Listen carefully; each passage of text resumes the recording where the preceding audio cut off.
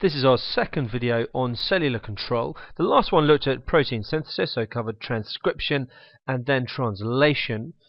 And this one is going to look specifically at two areas, that is mutation, and then we're going to go on to the topic of the control of gene expression. So we'll start off with looking at the topic of mutations.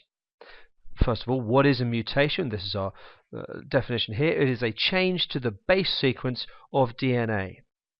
Now that might be to a single base, or it could be huge. It could be a great number of them. It could be a chromosomal mutation.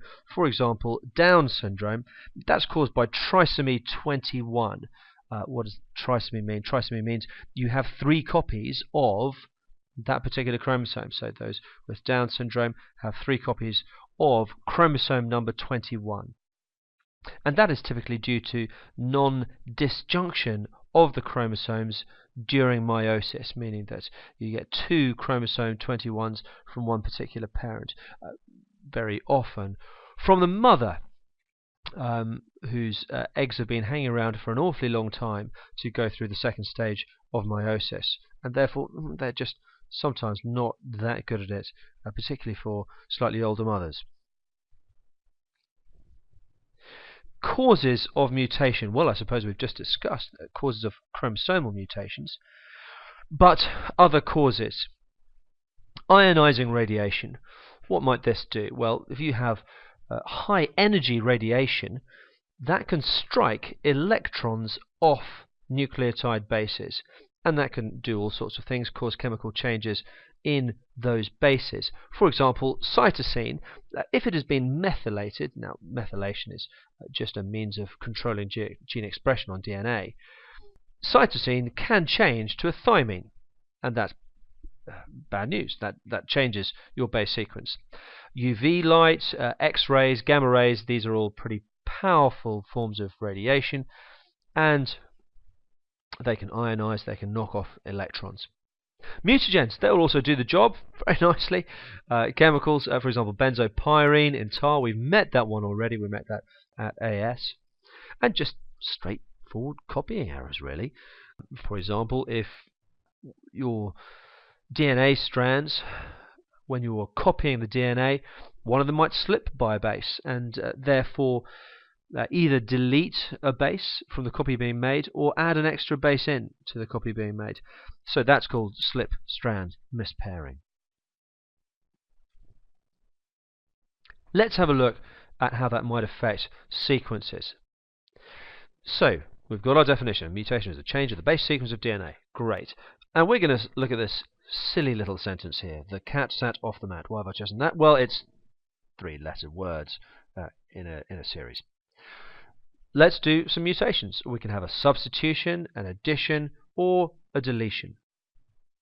Substitution, otherwise known as a point mutation, that's a nice OCR phrase, can result in a change of just one codon, and therefore you're only going to, at most, change one amino acid in your final polypeptide after translation. In this example here, we've swapped the 5th letter from A to O, and we've got the cot sat off the mat. A silly little sentence. It sort of means the same thing, but obviously the major noun has changed. We might have a deletion or an addition. Now, if you delete by any number of bases which don't divide by 3, or you add any number of bases which don't divide by 3, this is going to cause a frame shift when the ribosomes come to read it. And that changes all your downstream codons. In our little example here, I've deleted the 3rd letter, and that has frame shifted everything out, and all of a sudden it just looks, well, it looks like nonsense, doesn't it? The ats atoft hem at. And you can read the bottom one for yourself. That's an addition. The bottom one, we've added in an extra E at the 3rd position. That will change your polypeptide in its entirety with that huge frame shift. A mutation could insert an extra stop codon. That will stop translation dead in its tracks and result in nonsense code. For example, what if we just inserted a little stop after the first codon, then we just get the The what? The what? Give me a sentence there. And likewise, you're not going to get much of a polypeptide beyond maybe your first methionine. Well, it'll stop wherever it stops. Now, this all assumes that the mutation will have an effect, but it's quite possible that your mutation will have no phenotypic effect. That is, no effect on the proteins made and the function of the proteins made. That is, I suppose, how we define a phenotype, what your proteins actually end up doing. How will it have no effect? Well, if it occurs in an intron, then that mutation just won't reach the ribosome. It will be spliced out before it gets to the nucleus. Or maybe, because our code is degenerate, i.e., you get several codons which can code for each amino acid on many occasions, well, you may find the codon you change to still codes for the same amino acid that your previous codon coded for. So in those cases, you won't get a change in amino acid produced in the final protein. But even if you do get an amino acid change in your final protein, that still may not have much of an effect. This is maltase, and let's say for the sake of argument that this region just to the right of the molecule here is the active site. Now, I've got to confess I don't actually know where the active site on maltase is, but here we go. We're going to say for the sake of argument that this is it here. What would happen if you had a point mutation here? Well, that might have a substantial effect. You may find that changes the charge in this region here, and that will have a big effect on the function of maltase. So that will probably be deleterious. That is, it deletes function. It's pretty disadvantageous. There's a small, tiny chance that it's going to be an advantage. I can't really think of many ways you'd want to change maltase, really. It does its job pretty well. But let's say we go over to this part of the molecule here and look at this corner. This is some distance from our active site. Now, if we change an amino acid here, that may have precious little effect on the functioning of the active site. If that is the case, then a mutation here may end up being neutral, even if you have changed an amino acid there. What you then find is you find in proteins there are regions which are highly conserved around the active site. That is, they show very little mutation from one species to the next, but other regions which are much less highly conserved and much more variable. More on that later when we think about Hox genes. Another thing that this region could be an allosteric binding site, in which case you would have a measurable effect on the enzyme's function and the control of that enzyme. Another way you may change an amino acid but not change the enzyme's function is if you change between two very chemically similar amino acids. Let's take these two here, valine and leucine. These are the R groups of valine and leucine. And the only difference between them is that this one has an extra CH2 in its chain. Chemically, they are extremely similar. They are hydrophobic, they are non-polar, and they just consist of some carbons and some hydrogens. If you swap one for another in a non-crucial and critical region, then you're not going to have much of a change to the protein function. We have changed the amino acid, we haven't changed the function. But of course, some mutations can be very serious indeed. And this is a diagram of the CFTR protein. This is the protein involved in cystic fibrosis. And we're going to look at one of the most common mutations associated with cystic fibrosis. It involves a 3 base pair deletion from the CFTR gene, which results in the deletion of a codon for phenylalanine at this particular position. What's the significance of this? Well, we have to think about the function of the CFTR protein. This CFTR protein is a pore. It is a channel for chloride ions, for Cl- ions. Out they go like that. Cl- ions can only move across a membrane by facilitated diffusion. They are charged. They cannot get through the phospholipid bilayer in the middle of it, that non-polar hydrophobic phospholipid bilayer, or at least the core of it, those fatty acid tails. Somewhere else on this membrane there will be a pump for Na+. That will pump Na+ ions out of the cell into this direction. That will leave a positive charge on this side of the membrane, on the extracellular fluid side of the membrane. On the cytosolic side of the membrane there will be a negative charge left behind. Now chloride ions will then be pushed out of the cell down a charge gradient. They're negatively charged, it's negative inside, it's positive outside. They will be pulled out by that charge gradient and will leave by facilitated diffusion. And that's great, you get NaCl outside the cell, and that lowers the water potential outside the cell. It raises, of course, the water potential inside the cell. Where's my cursor? God, there it is. So inside the cell we then have a higher water potential, and therefore water leaves the cell. This is a way of moving water around. If you move NaCl from one side of the membrane to the other, water will follow it by osmosis down a water potential gradient. Fine. So what's the significance of this in cystic fibrosis? Let's follow the normal pattern of events. CFTR gene, normal allele, normal CFTR protein formed. Chloride ions can pass normally through the membranes in lung and gut, and that means we can put water into the mucus and keep the mucus in the lungs thin. I'm just going to concentrate on the effect on the lungs in this video, but you can look up the effect on the liver and the pancreas as well. However, if we have a mutation, we have a CFTR protein lacking phenylalanine in this critical position. This, by the way, is a regulatory region. You've got ATP binding, it's a regulatory domain. And without this, the protein just folds really badly. And typically, it's not even allowed anywhere near the cell membrane by the cell mechanism. So you just don't get this Cl- pore, the Cl- channel, integrated into the membrane. And therefore, Cl- cannot get out of there. Because Cl- can't leave, they can't pass normally through the membranes in the lung and the gut, therefore you can't get water to leave that cell.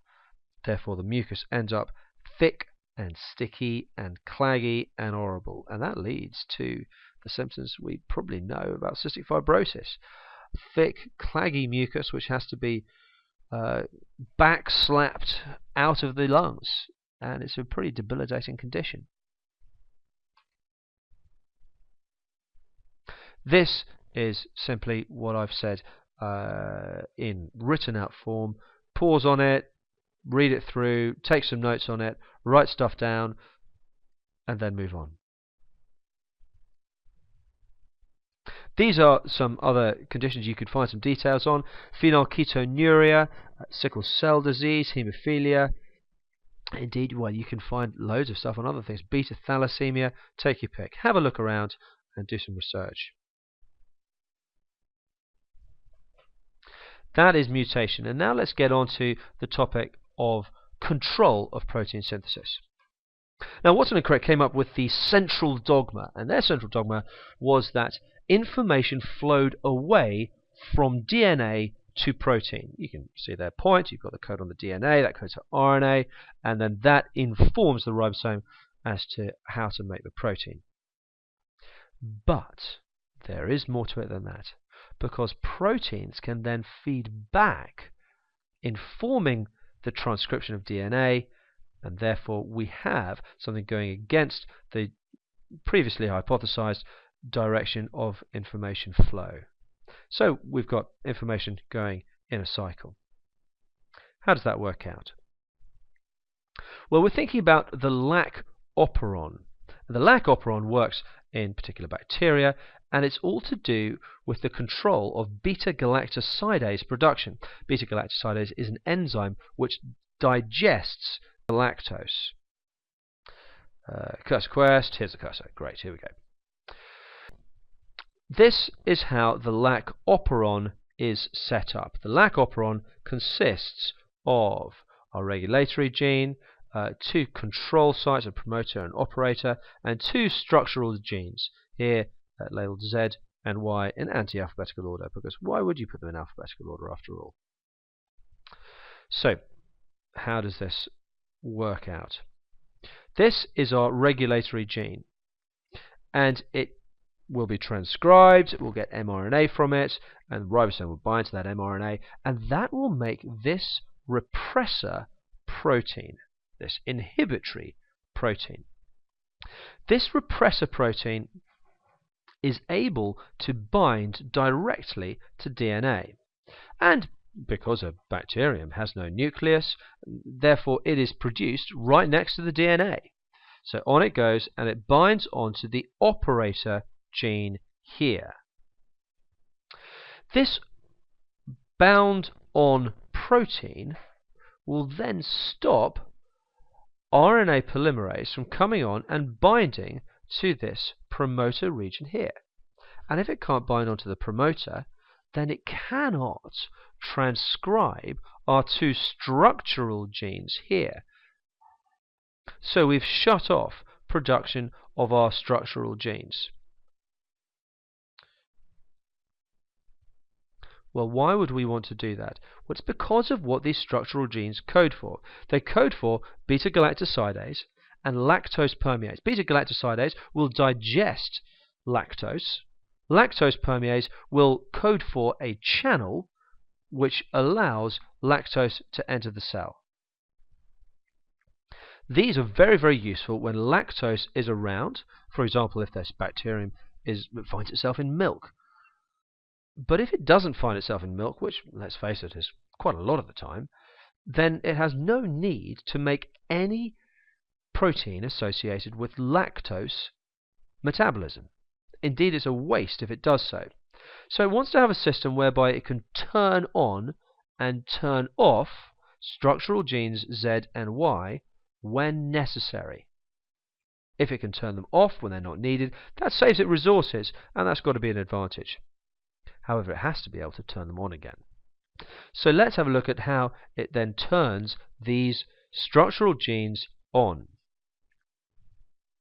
It revolves around our inducer molecule, and that is lactose. Hey, pretty useful that you use lactose as the inducer, because you then have a direct way of measuring when it's around. Lactose comes on, and it binds to this repressor protein. There's an allosteric site in it. On it goes, it binds on, and the inducer-repressor complex here is unable to bind to this operator. Now, because it can't bind, that leaves this operator free and clear, and RNA polymerase can now bind onto this site here. It'll then do what it does best and transcribe genes Z and Y to both make channels in order to let lactose in, and also make beta-galactosidase in order to digest that lactose. When will it stop? It'll stop when it runs out of lactose. When it runs out of lactose and it's digested all the lactose in there, we'll lose our inducers. The inducer, therefore, will no longer bind to repressor proteins, our repressors will bind on again, and transcription will stop. All very clever, saves resources, and hooray for that. This is it in another format. If you want to look at it in another way, you may find this useful.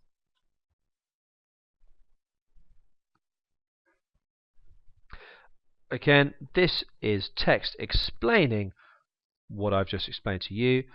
So have a look at it, take notes on it, and let's move on. Ooh, just one little thing.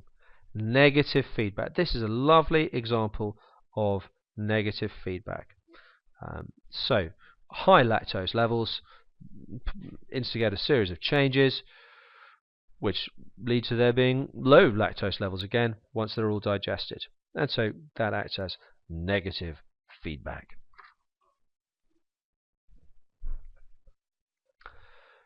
All very well in bacteria, but we've got to be a little bit more clever in eukaryotic cells because we have a nucleus, and that nucleus means we can't just transcribe and translate and then expect that protein to be there ready to bind to more DNA. And so what we have in eukaryotic cells are transcription factors. How do all of them work? Well, we're going to look at one particular family of transcription factors, and they are called homeobox genes, shortened typically to HOX. We just call them HOX. They're extremely important, particularly during development. In development, multicellular organisms have got to know which cell is going to be what. If you don't know that, where you should have fingers, you're going to end up with a bit of liver. Who knows? Your guess is as good as mine. But you've got to have the right thing in the right place. And that cell differentiation is controlled very, very carefully by a lot of extremely complicated interactions. And we have been, as a scientific body, unpicking these interactions bit by bit over the past 50, 60 years, or maybe less even, 20, 30 years. Let's have a think about how HOX genes do their job. HOX genes are a family of genes, and they code for a number of transcription factors. And these transcription factors are proteins which in turn control the transcription of other genes. How do they do that? How do transcription factors do that? You need a lot of proteins in order to start transcription. There are different regions of DNA. Here we've got enhancer regions, here is a promoter region, and here is a structural gene. In order for RNA polymerase to bind on to this promoter region and begin transcription, there have to be a number of activator proteins, such as transcription factors, in order to allow RNA polymerase to bind, or to make it easier for RNA polymerase to bind. These proteins, these activator proteins, will bind to a different gene in a different part of the chromosome, causing the DNA to bend over, to bend towards the promoter. Transcription factors will aid this in happening, and once all these proteins come together, they allow RNA polymerase to bind, and away it goes and does its transcription. Notice there are other things involved here. We've got a CTCF protein, which is going to act as an insulator, and that will stop enhancers from binding to the promoter. So there are lots of different ways to control it. Really, the point that I would like us to focus on here is that you need transcription factors to start transcription. So back to HOX. In vertebrates, HOX genes are curiously expressed sequentially from head to toe in the same order as they are lined up on a chromosome. I'll show you an image of this in a moment.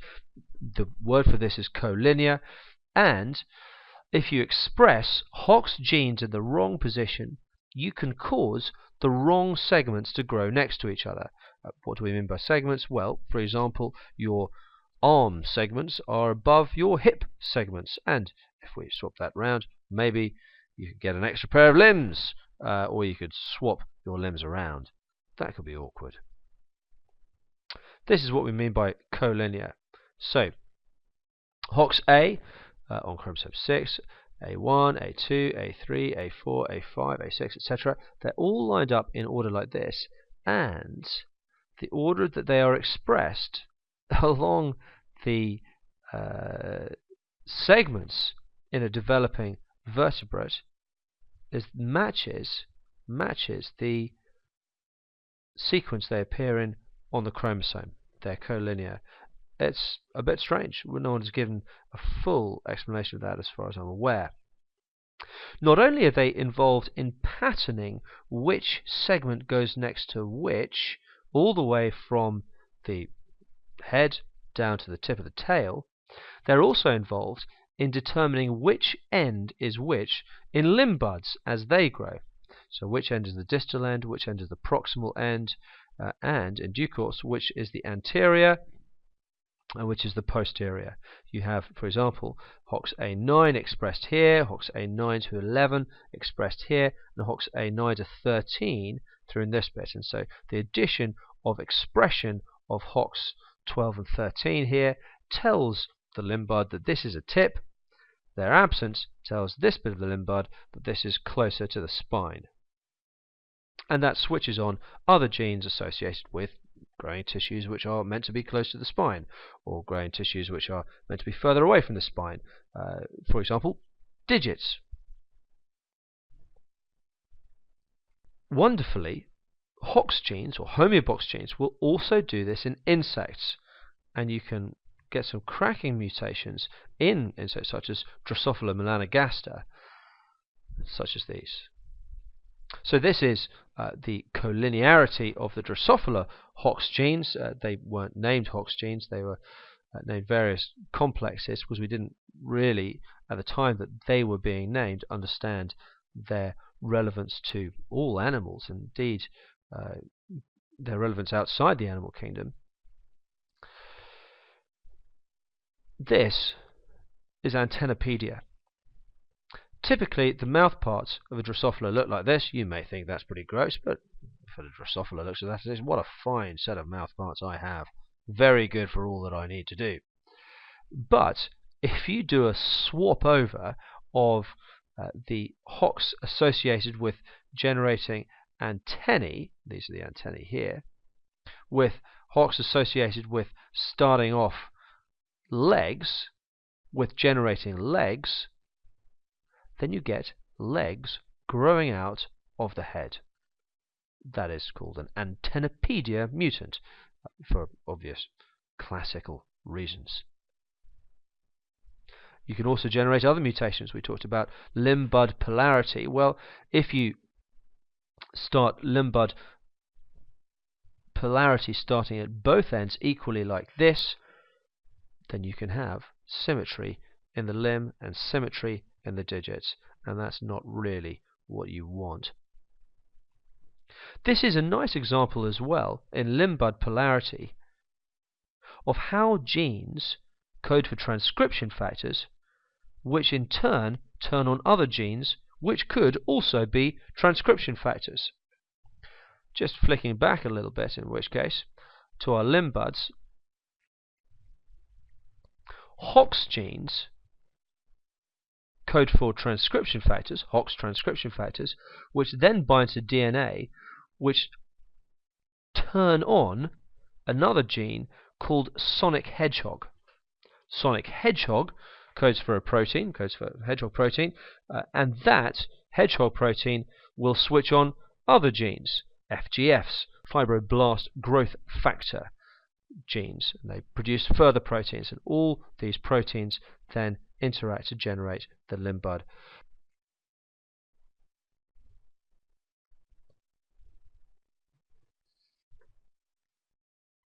We've already touched on genes being well conserved. Conserved means that even in relatively unrelated species, base sequences stay very, very similar and have not been affected by mutations over the many millions of generations which separate different species. Our HOX clusters are, well, there are a number of words we can use to describe them. We've looked at collinear already, but they are also paralogous and orthologous. Paralogous means that these clusters, so your A, B, C, D clusters, have been separated by a gene duplication event. Really, one cluster is a duplication of another, and then there have been minor mutations to change one cluster from the other. They are also orthologous to the HOMC complex in Drosophila. Orthologous means that they share an ancestral sequence, and those sequences have then been separated by various speciation events.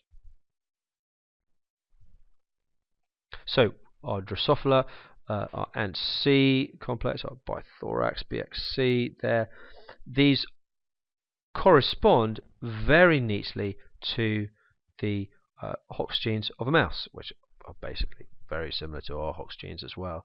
And DNA sequencing shows this to be the case.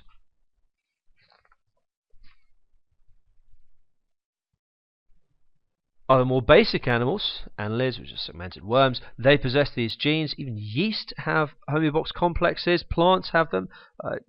Plants are quite clever. The cut stem of a plant knows its polarity. It knows which way to grow. It knows which way roots should go, and it knows which way that shoots should go as well. Now the homeobox genes themselves, all contain the same 184 base pair nucleotide sequence. That is what they all have in common, and that is extremely well conserved.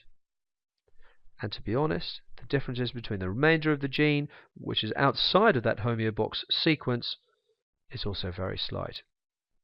If you knock out particular Hox genes in chickens, you can recombine them out such that the Hox is simply removed from the chicken.